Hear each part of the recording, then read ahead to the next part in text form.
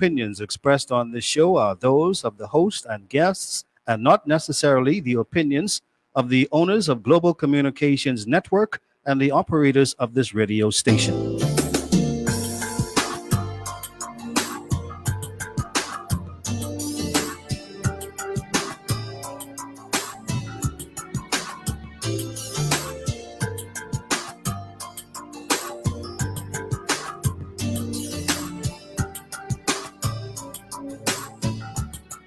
This talk session. My name is Deidre Moss, and I'm the host of Can We Talk. I'm an educator, motivator, and a talk connoisseur.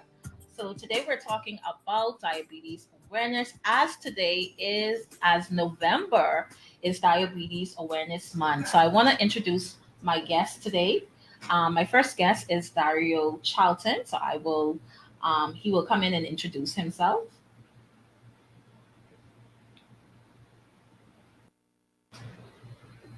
Hi, Dario. Just unmute yourself.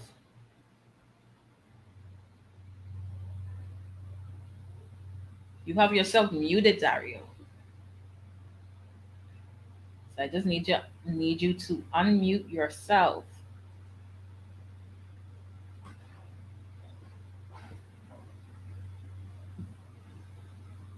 Okay, so while he does that, I will share invitation to participate. So you can call 326-0271 or 326-0272.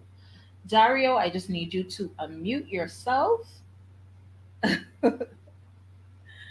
Dario, can you hear me? I don't think he's hearing me. Dario, can you hear me? Okay, so I will go to Miss Kate. Miss Kate, can you introduce yourself? And I will come back to Dario. Hello. So sorry, having technical issues on a Friday. Can you I know, believe right? it? Hey. Hi. Wow. Yeah, I am Nurse Anita Cates. I am a certified diabetes educator. My home during the day is over at Family Medicine Centre on Blake Road. Myself and my husband own Family Medicine Centre in Nassau. And we also have a clinic over in Eleuthera too in Rock Sound. By night, I'm doing pretty much the same thing, educating on diabetes as well as taking care of my family as well. So yes, that's me. Awesome. Thank you so much for that introduction. Now I see that Dario dropped. So when he comes back in, we will give him an opportunity to introduce himself. But I'll come to you, Miss Kate. And Sure. before we begin, oh, I'm Dario, here. Dario's back. Okay, Hi. Dario, can you introduce yourself? Yes. You ready for me? Can you hear me, Hello, Dario? everybody. Yes, I can hear you. Can you hear me?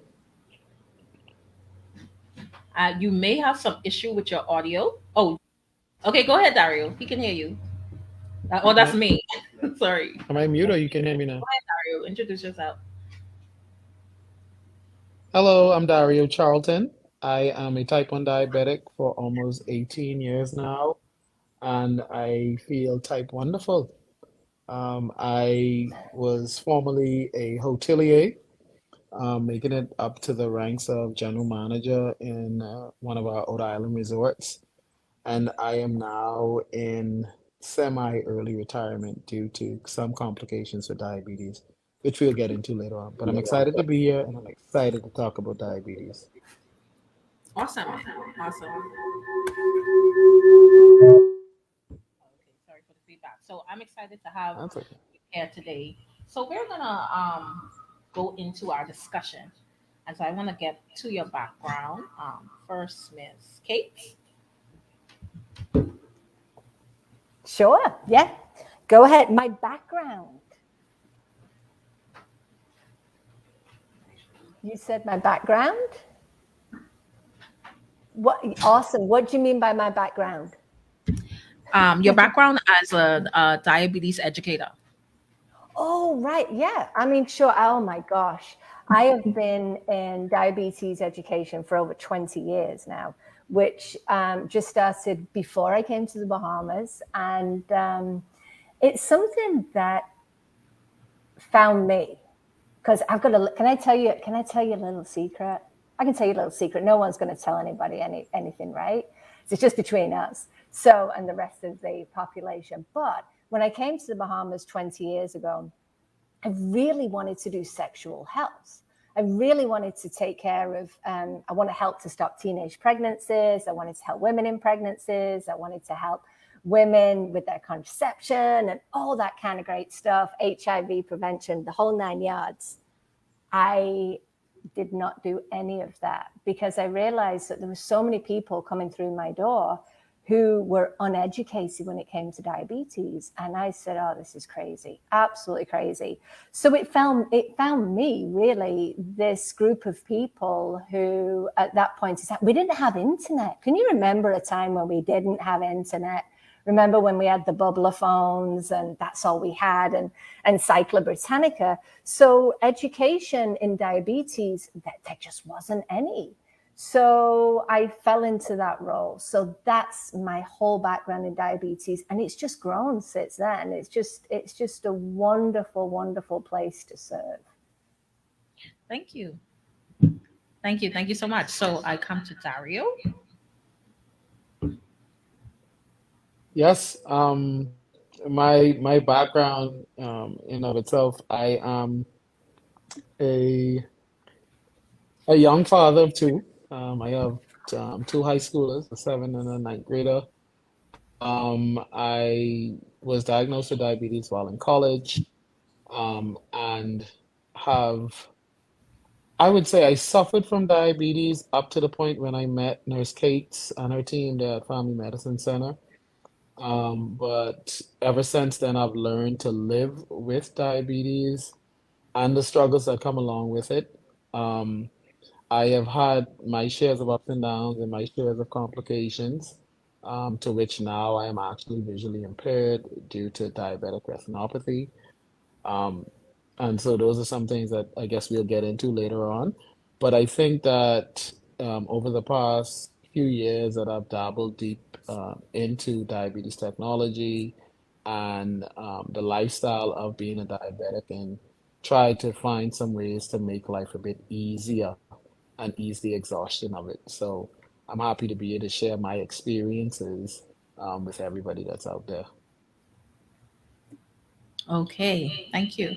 So I'm going to go to Nurse Kate. In your background as a medical professional or health professional, can you give us help us to understand basically, what is diabetes? Diabetes is a condition where the body cannot use sugar, cannot use carbohydrates.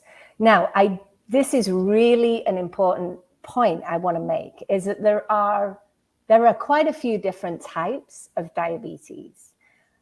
Dario has type 1 diabetes, and the majority of people within the Bahamas and throughout the world have a condition called type 2 diabetes. Type 2 diabetes is far more popular, if you will. It's far more prevalent. So in Dario's case, the definition for him and for his diagnosis is that the pancreas, in diabetes, a condition of type 1, is that the pancreas is no longer able to produce insulin. The definition of type 2 is that the body produces some insulin, but unfortunately, it cannot use it. And I think that people often get very confused with type 1 and type 2 diabetes. So is it okay if I just explain that a bit more? Would that be okay? Yeah. Perfect, right. So here's what I want you to imagine is that in our body, we have these cells, right? Every part of our body is made up of these wonderful cells, and they need glucose to survive. They need glucose to function, to work, to do their job.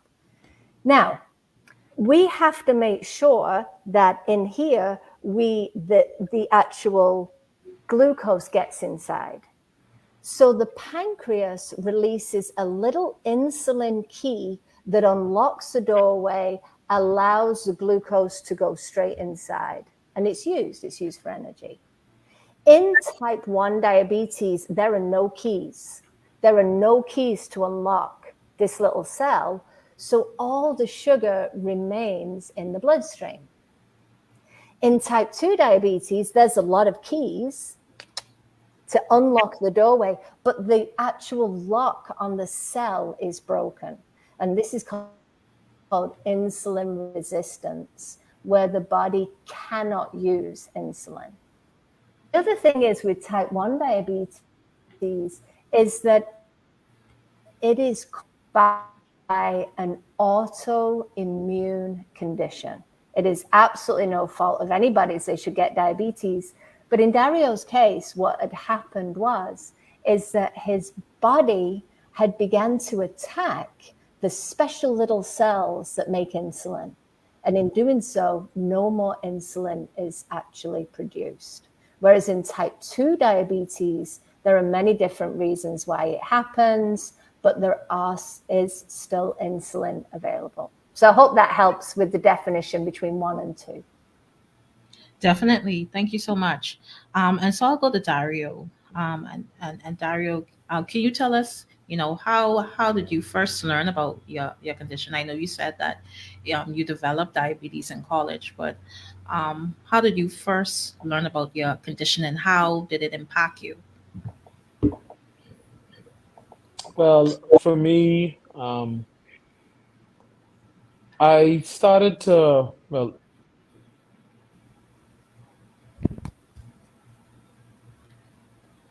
Dario, you muted your. but Yeah, go ahead. Go ahead. did Go ahead. I? Sorry. Can you No, hear go me? ahead. Yeah, you good. Okay. So yeah, so my mom kind of noticed that over the course of about 2 months, I had dropped like 30 pounds. My bathroom use was ridiculously crazy. I was going to the restroom probably, I would say 20 times in an hour. And I could not quench my thirst. I became crazy tired, like super fatigued. And then I started to have an increase in my appetite, but nothing really made me feel any better. And my mom, being a type 2 diabetic, she kind of didn't want to take any chances with it. She woke me up one morning and she's like, "Hey, let's go." And I'm like, "Where are we going?" She said, "Well, we're going to get you checked out." And we went to the doctor. They did a finger prick and noticed that my sugar level was at 550 at that point. And the doctor sat me down, asked me if I knew anything about diabetes, and at that point, it was a definite no. But she gave me a quick rundown of it, but told me the urgency, that I needed to go directly to the hospital, go to the ER, and that's where it all began. My journey, initially, like I said, of suffering from diabetes began. And those were the signs and symptoms. It was a whirlwind experience. It was really crazy. But thankfully, I had someone that was aware of some of those signs and symptoms who could have gotten me the help that I needed. Thank you, Dario, for sharing that. And I'm gonna jump back to Nurse Kate and ask her about the prevalence. Is there explanation as pertains to um, why diabetes and other non-communicable diseases is so prevalent within high risk communities? I wish that I had like the single bullet, right, that would say, yes, there is one absolute reason for the prevalence of diabetes in the Bahamas and the prevalence of diabetes worldwide. What I can tell you is that the prevalence of type 1 and the prevalence of type 2 has increased significantly throughout the world. With type 1 diabetes, and in Dario's case, where there's the lack of insulin, the autoimmune insult on the body, sadly, we still don't know. There's still no explanation. We feel as though there may be some triggers to do with viruses, the environment. There is likely to be a genetic component, but there's so many things out there that we still don't know about type 1 diabetes. The flip side, though, with type 2 diabetes, where you are resistant to insulin, we have a much better understanding and a fuller explanation of why it has become more prevalent, why we're seeing diabetes. So there is a list of explanations that cannot be changed.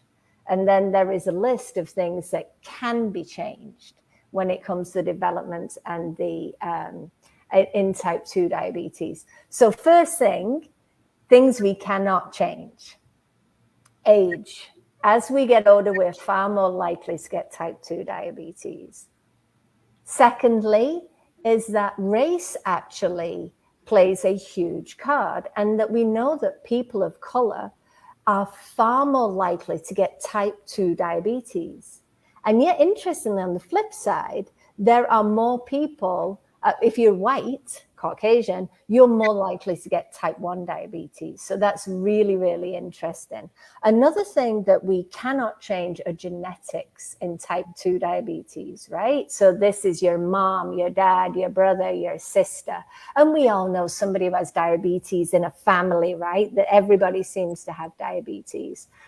And obviously you can't change that. You can't change your family, although we wish we could, right? But the other thing that I think is really important, and we're seeing this more and more, is that one of the things you cannot change yourself personally is that if your mother had diabetes in pregnancy that was not managed or well controlled, and her blood sugars were very high, as you grow up, or even as a child growing into adulthood, you are more likely to get type 2 diabetes. Now, those are all the things that affect us in the Bahamas, right? The age, the race, genetics, pregnancies that have high sugars. And then on the flip side, there are things that we can change. So things that impact diabetes that we can change, we can take some personal responsibility for, is making sure you're an ideal body weight, making sure that you are eating well. That is important, to eat a healthier diet, which I'm sure we'll get into a little bit later. Exercise, we can change that. We can, in most cases, we can exercise, move around a little bit more. And as well, the important thing is here, those are the things we can change. And the most important thing is making your health a priority. And when we do that, we can have an impact on the prevalence of diabetes in the Bahamas in people with type, or may have the opportunity to become type 2. Thank you so much, Nurse Kate, for highlighting those important points.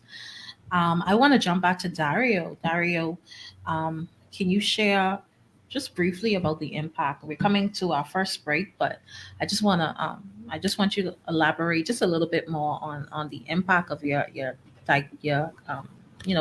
after finding out that you had diabetes. Of course, being a college student and having diabetes is not fun. Those are your chicken and fries eating days, your McDonald's eating days, your Wendy's, those are your snacking, your candy bars, and just days when you tend to be a bit more loose and free. And so the immediate impact was a social one where, you're going out with friends and now everybody's eating, but you're eating at a place where there isn't anything that's on the menu that, can really suit your dietary needs. And so it automatically take a hit there and it feels uncomfortable and you feel out of place. You don't want to tell, your friends and your family, hey, you shouldn't be eating that to an extent, but at the same time, you feel left out. Um, you know, growing up from there and being married and having kids, it it's just again difficult to tell your family there are certain things that you wish they didn't eat. You didn't want to hold it back from them, but at the same time, you want to be in a position where you try and safeguard them from any increased risk of becoming a diabetic. And that was the thought back then that I had type 1 and maybe if my kids eat more candy, they're gonna have type 1, as if that's a thing. And knowing what I know now, I could have allowed them to be a bit more free with being kids, even though that concern is always there. Um, Growing up even further, you get fatigued, you're tired of taking needles, pricking your finger every day. Um, and some of the ways in which I was kind of coached on how to manage my diabetes was a bit primitive.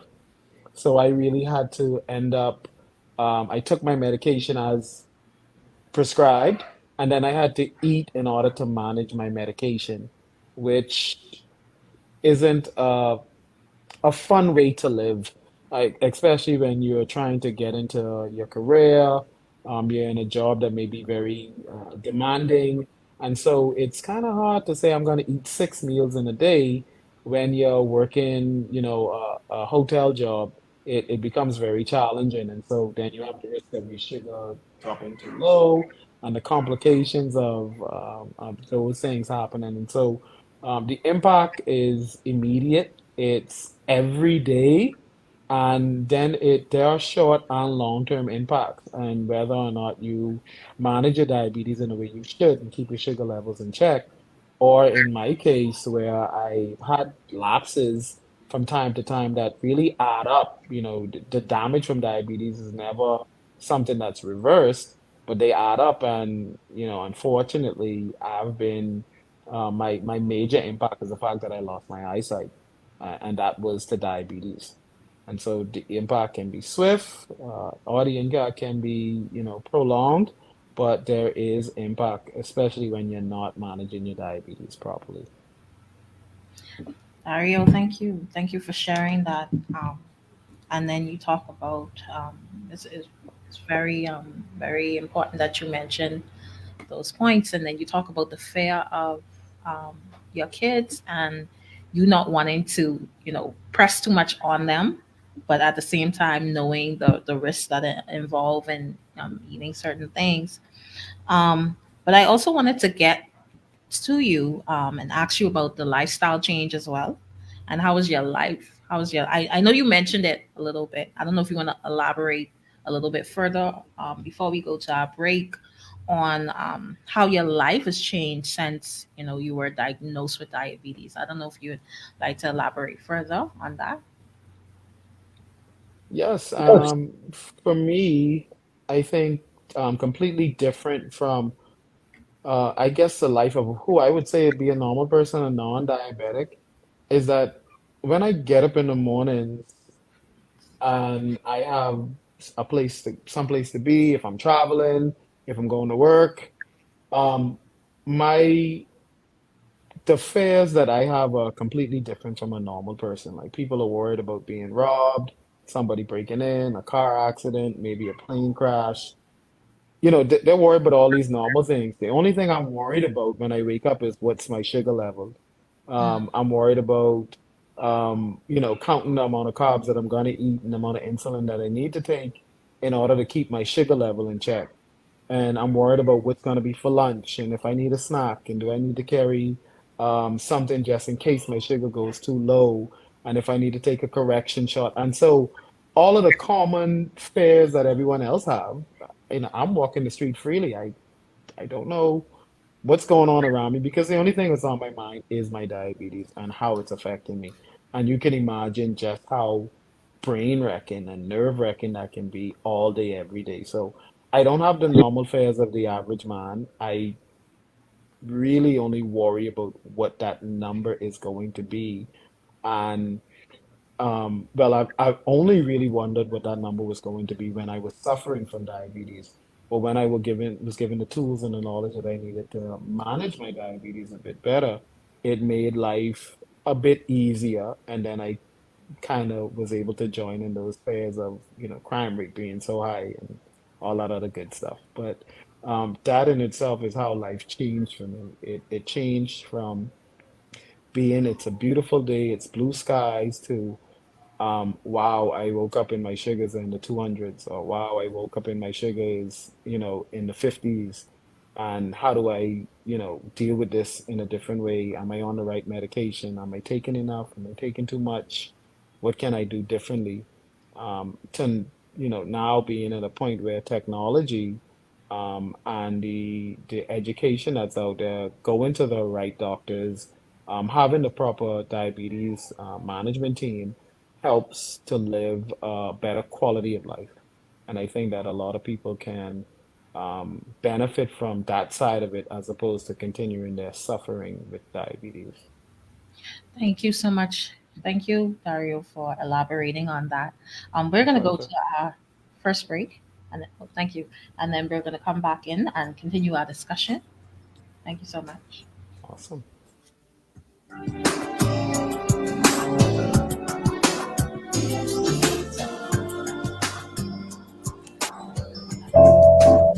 Hey y'all, it's your boy Ty. TG Rails. Faith is on the hook. It's all about the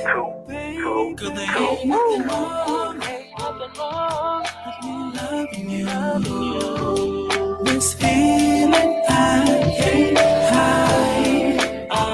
Girl, I remember walking in the park in the coldest weather, with my eyes closed thinking of us being together. If you feel a chill, it's only getting better, cause I'm here to keep you warm and keep you like a sweater. Even though I got bad to get respect, it's only normal for a man to keep his girl in check. Yeah, I said I will change, but it's still the same. Late at night, I'll have you screaming my name. It's okay, and it's alright. At times we happy, girl, the times we fight. I'ma do what I need to do. Get on one knee and prove my love to you. Ain't nothing wrong with me loving you. This feeling I can't hide. Girl, there ain't nothing wrong. It's what I wanna do. This feeling I can't Money wrong. hide. Let me take you out for lunch, then take you out for dinner. Let me take you on a cruise from now until December. For you to have a good time, I treat you like a queen. Then go and tell your friends how wrong, fulfill your dream. Yeah, it's real. The type of things I do is true. Cause when it comes to you, money is no issue. Girl, I wanna make our hearts connect. The way I feel for you is all respect. Is it just me, or do you feel the same? I need to know that you're not playing no games, cause the love I feel for you is so real. All I need from you is a kiss to seal the deal. Baby, show me some love to set my heart on fire. Cause of you, it's cause of you. I know it's you. Girl, there ain't nothing wrong with me loving you. This feeling I can't hide. Girl, there ain't nothing wrong. It's what I wanna do. This feeling I can't hide. Relax, girl. Let me blow your mind. You together, relax, girl. Let me blow your mind. You together, we like one of a kind. Relax, girl. Blow your mind. Me and you together, we like one of a kind. Relax, girl. Let me blow your mind. Me and you together, we like one of a kind. Girl, you like one of a kind, girl. Let me blow your mind, girl. You like one of a kind. It's me and you together, one of a kind. Ain't nothing wrong with me loving you. This feeling I can't hide. Girl, there ain't nothing wrong. It's what I wanna do. This feeling I can't hide. Oh, TG Rails.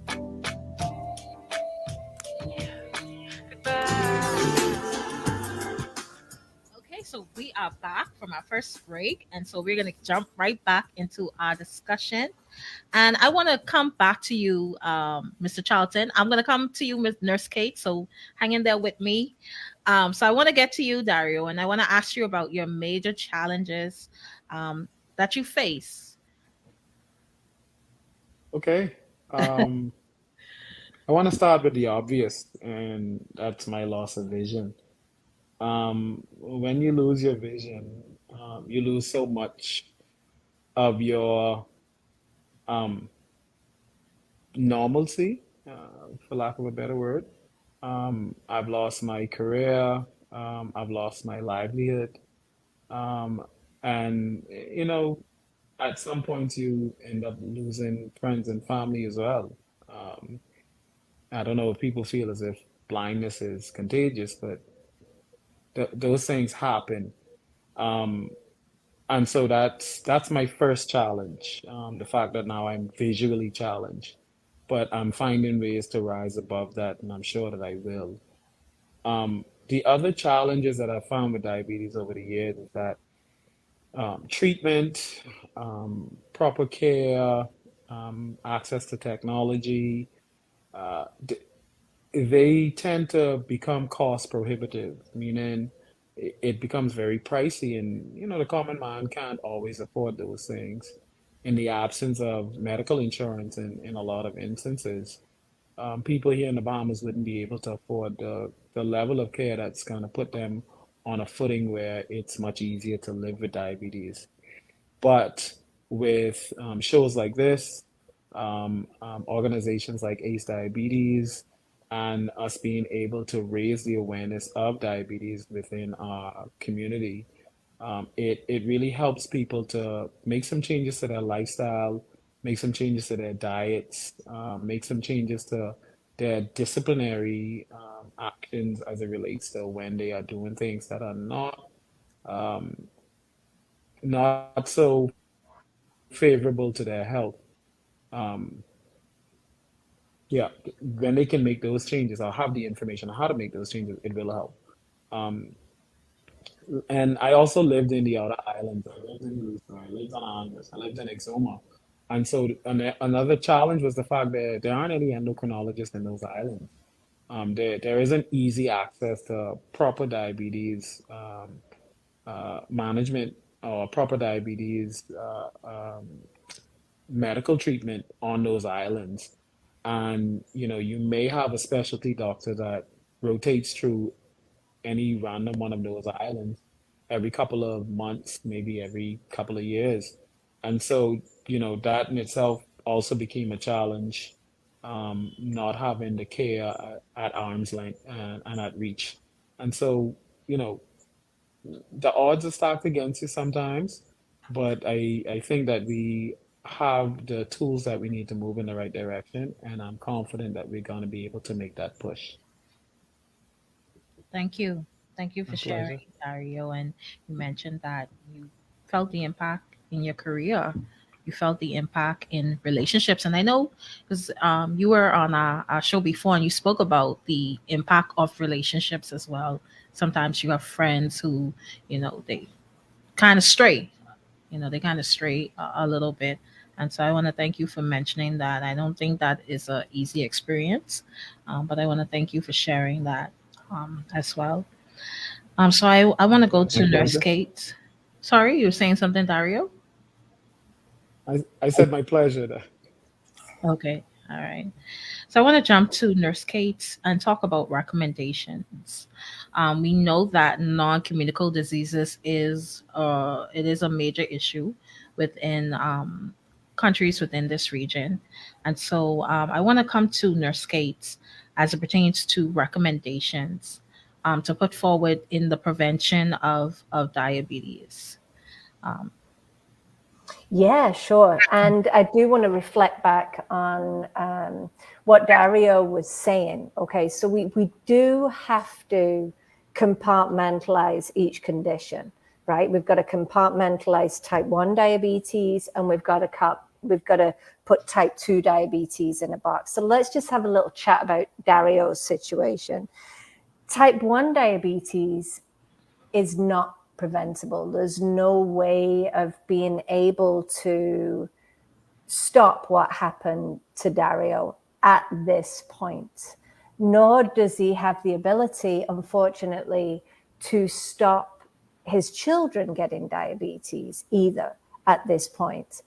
But what we can say and what we can really lean into for those people with type 1 is, just like Dario said, is having the access for diabetes care in the outer islands, in New Providence, and being able to make diabetes care more affordable, which then in turn for those people with type 1 are going to be less likely to have the complications and the stress of diabetes that Dario has gone through.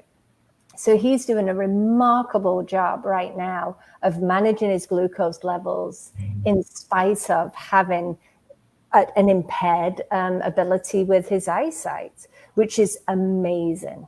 Now, on the flip side of that, what can we do to prevent the other condition of diabetes, which is type 2 diabetes, which is far more prevalent? Because there's things there, which is great news. We can actually do something about type 2 diabetes.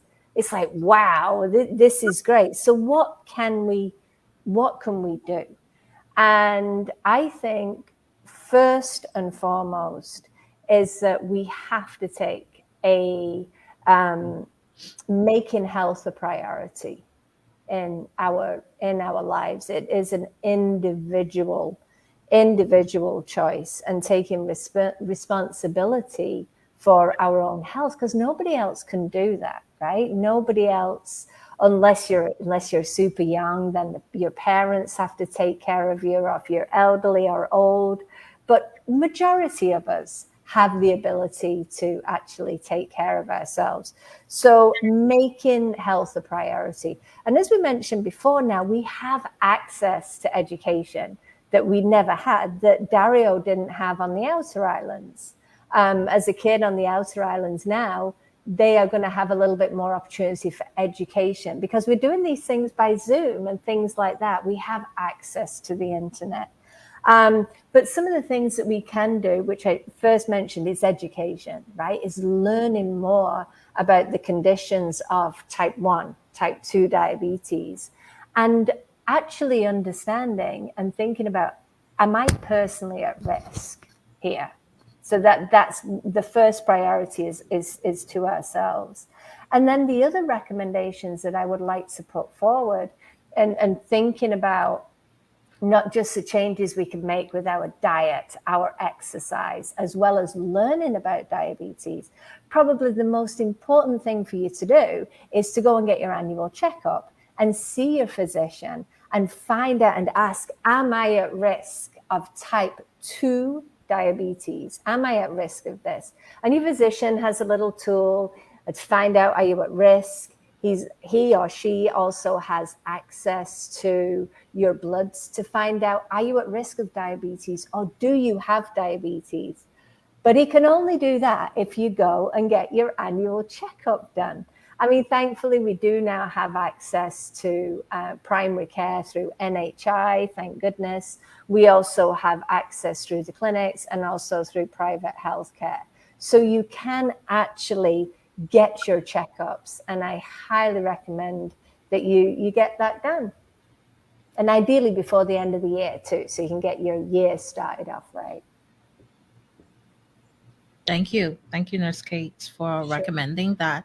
And I know that you are affiliated with ACE Diabetes, and so I wanted you to share just a little bit about ACE and the initiatives that you are a part of.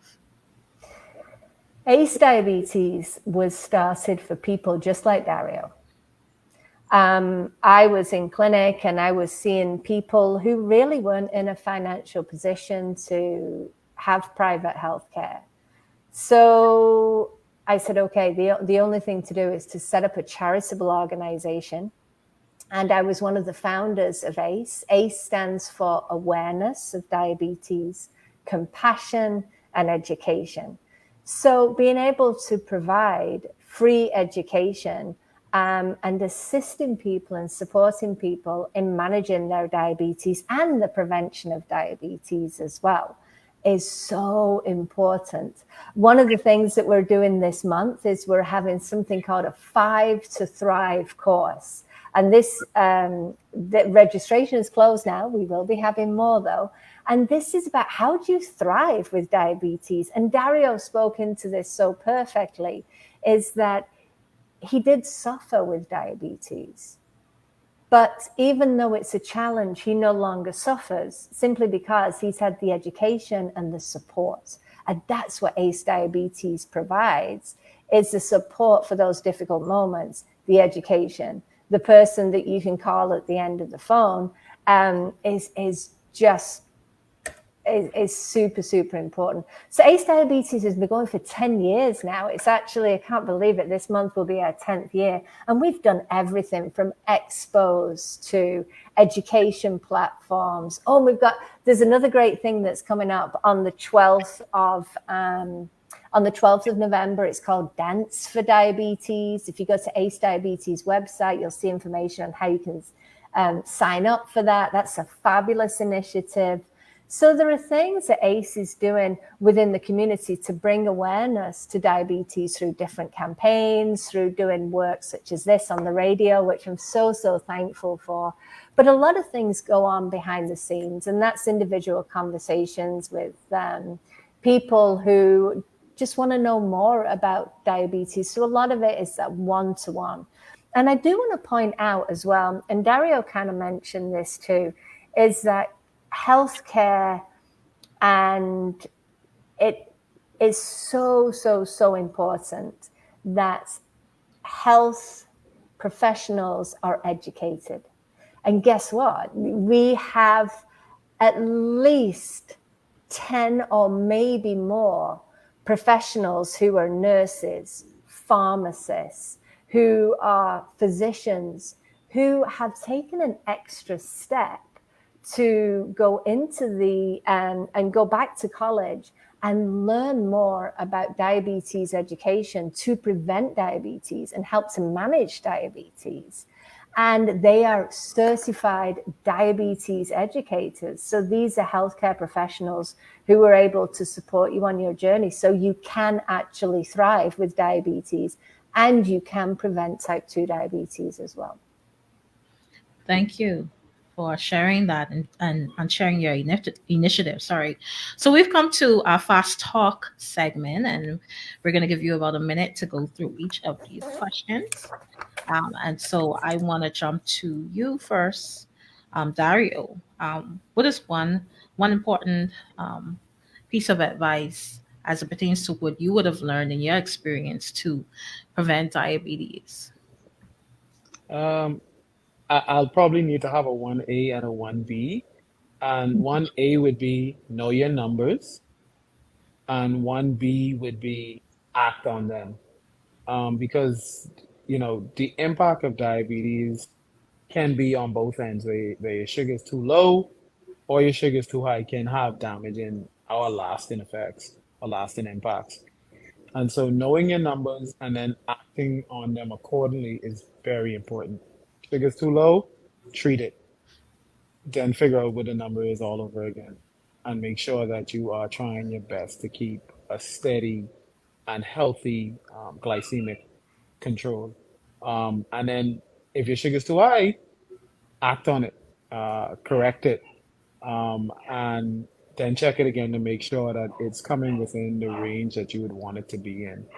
Of course, this advice that I'm giving you is based on personal experience, and you want to work with your diabetes care team or your endocrinologist to make sure that the regimens that you're doing are specific to your needs. And that would be definitely my number 1A and 1B recommendation. Thank you, Dario. Nurse Kate, I'll come to you with the same question. One piece of advice as pertains to to prevent diabetes. When I give you the answer, my popularity is going to plummet completely, right? So I'm so sorry. And I do have to back up everything that Dario said. And I must admit, I have a list this long. However, my top priority for everybody to prevent diabetes, type 2 diabetes, oh, dang it, here we go, is to actually stop the majority of sugar in your diet. And I think the first place to start in when we overload our bodies with sugar are actually sugary drinks. So choosing to no soda, no juice, no Gatorade, no Vitamalt, be mindful of coconut water. Coconut water has sugar in it, even from the tree. In fact, one little cup, actually, I'm going to show you my cup here. This is my big mug. It's probably got about maybe 2.5 cups in it. So that would be round about 2.5 actual teaspoons of sugar in that. So you have to be very careful with coconut water.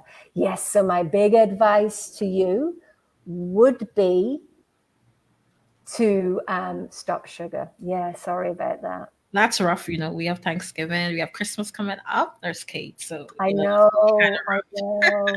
And I know one of the things on your mind too is thinking about, if you're on NHI, can you see a diabetes physician? And the answer is that a lot of general practitioners are educated in the role of managing diabetes. So I would presume so. I don't have an exact person I could share with you that would be signed up for NHI. But there are opportunities available for education and support and recommendations that are free through ACE Diabetes. But yes, you should be able to find a physician who is on NHI who can provide support and management in diabetes care. Thank you so much. And thank you, Bundle of Joy, for your question. And thank you, Nurse Kate, for getting to that question for us. I want to get to Dario. Dario, do you believe that our community is aware or considers the impact of diabetes? I think our awareness of diabetes is our knowledge of who we know who has it. Okay, my sister has it, my uncle has it, my aunt has it. Um, and for a lot of us, when it doesn't touch us personally, we kind of brush it off. So given the amount of people that I know who has diabetes, I think that the knowledge surrounding diabetes should be a lot more widespread, but it's not. I think there are some misconceptions about diabetes, to which, some people think that, okay, this food is uh, very sweet, or you can't eat this, but you can eat that. And those misconceptions can be very dangerous. A lot of the things that we consider to be cultural food may not be as healthy for us, especially us diabetics, because there's so many foods that convert back to carbohydrates. All of our starchy foods, all of that nice Bahamian boil and all those things that we like to eat, has to be managed, especially for a diabetic, very carefully because it can have a huge impact on us. So the awareness is there because we know people that have diabetes, but do we have the exact knowledge on what it is, how it impacts us, and how we can fight it, or how we can learn to live or thrive with it? It leaves some room for improvement. Thank you for sharing that. You talk about staples. We have some good staples, but they're not always the best for us. And Boundaries. so and so I want to piggyback off that as well and ask you about your view of our mindset um, toward diabetes and being responsible for our health. Dario, So go ahead. our mindsets, um, it's kind of stable when we're not thinking about it being a personal impact. So we know someone that has diabetes and we're good. A lot of the people around us are quick to tell you what not to eat, what you should be eating, and asking you those questions, but they don't understand how difficult it is to kind of peel away from the things that you grew up enjoying. And the guava duck is so amazing, and the cheesecakes that's coming up this Christmas, and the stuffing that's in the turkey, and the honey glaze that's on the ham. You know, those things are very hard to peel away from. And I think uh, our mindset towards it should be more of let's do it in moderation. Make sure you're taking your medication. Are you going on an evening walk afterwards? Are you drinking water as opposed to Vitamalt? And giving those that are around us a bit more leeway to make certain decisions, but also those of us that are living with diabetes have to make better um, decisions as it relates to what we're going to put in our bodies at every meal. And at sometimes, even when you're not putting things in your body, you have to be mindful of what your sugar levels are doing. So the mindset is there because we know how to tell people what not to eat. And then when you flip that around and then it's us personally, it's some difficulty with peeling away from those really good food. And my mom's from Cat Island, so she can throw you down. And that's so difficult. It's really, really difficult. Yes, oh, Cat Island. Now, I don't know about the Cat Island. I know about Andres. I don't know. I don't know. I don't know. We could debate that one. I'm going to have to throw in Eleuthera there as to, Oh, as yeah. well. The Okay, background in Eleuthera. It Some sounds good like we have a competitions. cook-off. Yeah, really good competition. Okay, you look like this the competition of the islands. But anyway. So I want to come to you, Nurse Kate. I want to ask you about your, as a healthcare professional, what is your view of the level of awareness of diabetes within our communities? I have to second everything that Dario said there. Absolutely. There's a huge amount of awareness. It's not that nobody knows about diabetes. And I would say the majority of us knows at least one person who has diabetes and may know several people with diabetes. So yeah, awareness, everybody is aware of diabetes. It's sugar, right? You ask anybody, it's sugar.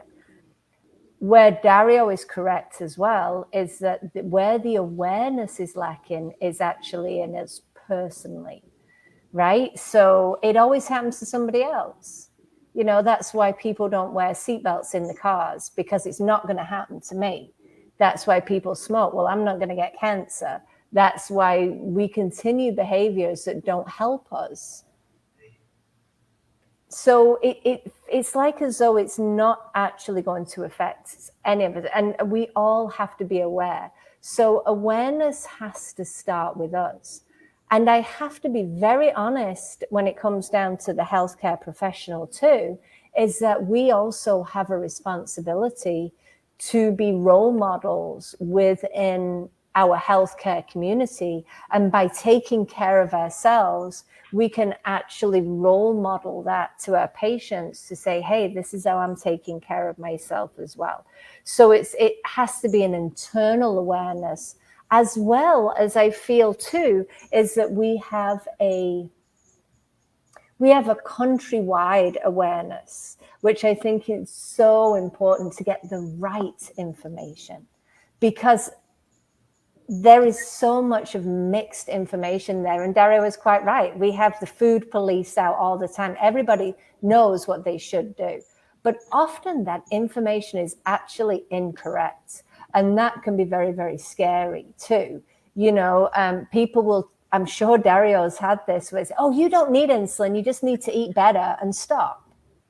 And that is not true for type 1. So I think having an awareness, a countrywide awareness that is also supported with the right education is going to be very, very important. So we're having that level of, yes, I know there's diabetes, but the next level of awareness is that level of education and secure knowledge in what the condition is and what the conditions are, and how they can be managed well.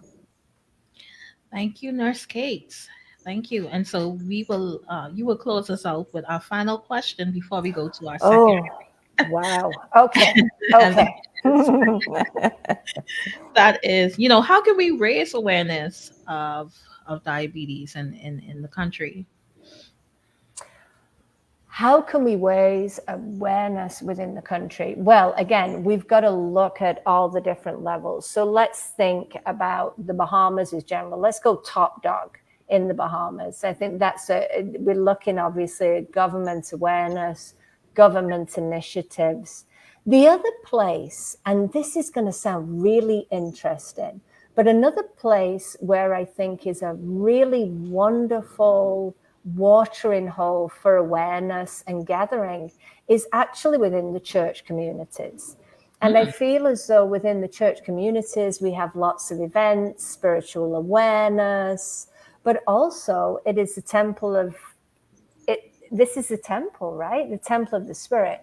So I think being able to raise awareness within the churches and within different organizations would also be very, very helpful. So when I mean different organizations, such as you're doing, which is great with the radio, I'm thinking about businesses as well. And then the next level, I believe, is obviously with education. It is starting really, really young. And I was joking earlier about well, not really joking, but really sort of pointing out about how much sugar is within our diets when it comes to sodas and drinks. And one of the areas in which we can really bring awareness is into the schools of not having those products available. So reducing the time that the kids have the availability of these very sugary drinks that are actually going to have a very, very devastating impact on diabetes. And I want to thank Bundle of Joy. While you were speaking, she added these suggestions: placards, billboards, radio and social media adverts, and fast food restaurants and churches at places where people frequent in large numbers, and also places that we can reach people to prohibit unhealthy behaviors or make it more easier to deter these unhealthy behaviors. And she says she's tuned in from Barbados. Oh, welcome. Okay, thank you. Awesome. Thank you. I Bundle of Joy, I absolutely agree with you. There you go. A no sugar campaign. So she's saying, I'm tuned in from Barbados, and every bus stop there's a hashtag no sugar campaign. I think that is a fantastic idea. And that's when it becomes ingrained, right? We have to use these different opportunities to bring awareness. And I think until everybody's just saturated with the information, I think it would be vitally important. So yes, thank you so much for that information. I totally agree. Thank you so much, Nurse Kate. So that brings us to our second break. You took us out. And so we'll come back in to close out, but we're going to move on to our second break. Cool.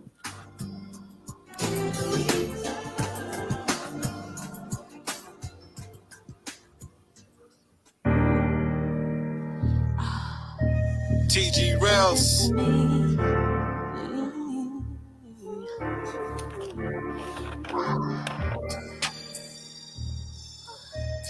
Just give it to me. Your love holds me down. Hold me down, girl. Give it to me, boy. I need it Your now. love, you're not around. Hold me down, girl. Give it to me, boy. I need it now. Why we argue and fight? I don't really know. It was all good just a week ago. A late night text from my old friend saying she missed me and she wanna try love again. For me to get her, it's like you don't really trust me. I zone to the phone trying to bust me. That type of vibe you kick, you know it will never work. It's like you're trying real hard to get your feelings hurt. To be happy really isn't easy. Your jealous friends always telling you to leave me. I'm not a perfect man, hoping that they understand. To be unfaithful was never part of the plan. Thank you. So we're back. We're back in. And so we're going to close out our session. I want to thank my special guest today, Mr. Dario Charlton, in his role as the public relations officer. Dario, please correct me if I'm wrong. For the Bahamas Alliance for the Blind and Visually Impaired. If I'm wrong, please correct me. And No, also, you are correct. okay, and Nurse Kate, in her your role in ACE, Nurse Kate. Kate, sorry, can you correct me? Your role? Kate. Oh my, yeah. I am one of the VPs over at ACE Diabetes and clinical director over at Family Medicine Center, Blake Road. Awesome. Awesome. I am so happy to have you guys here today. I don't know if you want to share anything before we close out today. Yes, Kate, ladies first. Oh, bless you. Okay. Well, I just want to say that Dario really is a real star here. Is that as a diabetes educator, is that I have the easy job. I really have the easy job here of learning and educating and supporting. But at the end of the day, it's Dario and people like him who are really walking the walk, talking the talk, and are managing diabetes on literally a minute by minute basis. So be encouraged. That is my thing I want to leave with everyone today, is that diabetes can be well managed, but you have a role within that too. So taking personal responsibility is so important. And I think you can see from Dario is that even though that he's had his challenges and continues to have challenges, he's still having an amazing positive impact, not only on his family's life, his wife, his children, but he's also having a very positive impact within the community as well. And that's just really wonderful to see.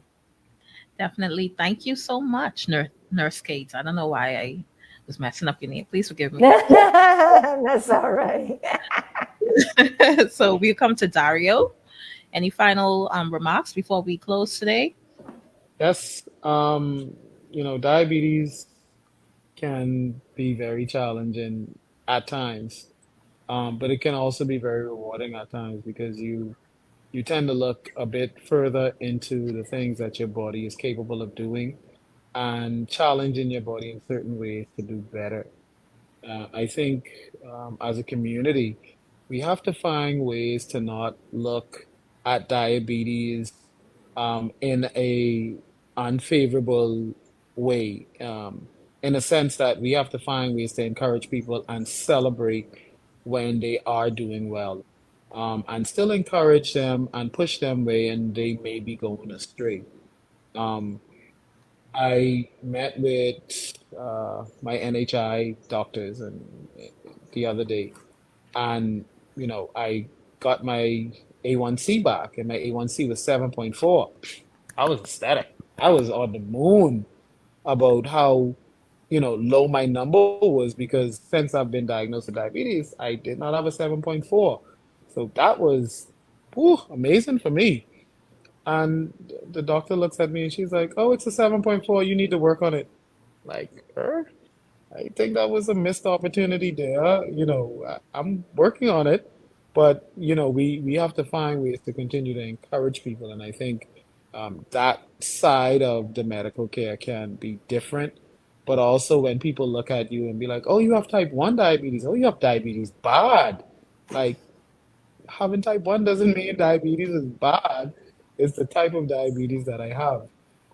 And really and truly for me, I think it's much easier with the use of technology because I use a continuous glucose monitor to which I don't have to prick my finger and it gives me 720 different glucose readings every day.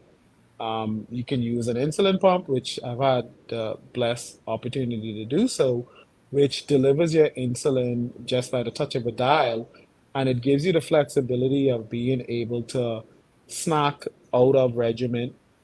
It gives you the flexibility of being able to take additional insulin if you need to bring your sugars down in range. And it also gives you the flexibility of not having to pull out a needle in public for everybody to see, which can be very uncomfortable. And so, there are ways, there are resources. Please reach out to ACE Diabetes, reach out to me if you need help, if you need a word of advice. I'm not perfect, but I can give you some tips and tricks on how to be able to jumpstart a healthier style of living in a much more manageable way so we can stop having Bahamians suffer from diabetes and learn to live and thrive with it. Thank you so much, Dario and Nurse Kate. So this brings us to the end of our session. I want to thank you guys for joining us today. I want to thank our viewers for listening in, those listening in from social media, those listening in from the radio. I want to thank you for tuning in with us today. And if you would like to advertise with us, please contact our sales department. We want to grow and we need your help to continue these sessions. And so I would like for you to remember to think, talk, do. You can also follow this page, Can We Talk with Deidre Moss, is on Facebook. You can follow us from there as well. So we've come to the end of our session. Thank you all for joining us today. And thank you for having us. Bye. Global 99.5 FM reminds our listeners that the views and opinions expressed on this show are those of the host and guests and not necessarily the opinions of the owners of Global Communications Network and the operators of this radio station. This is 99.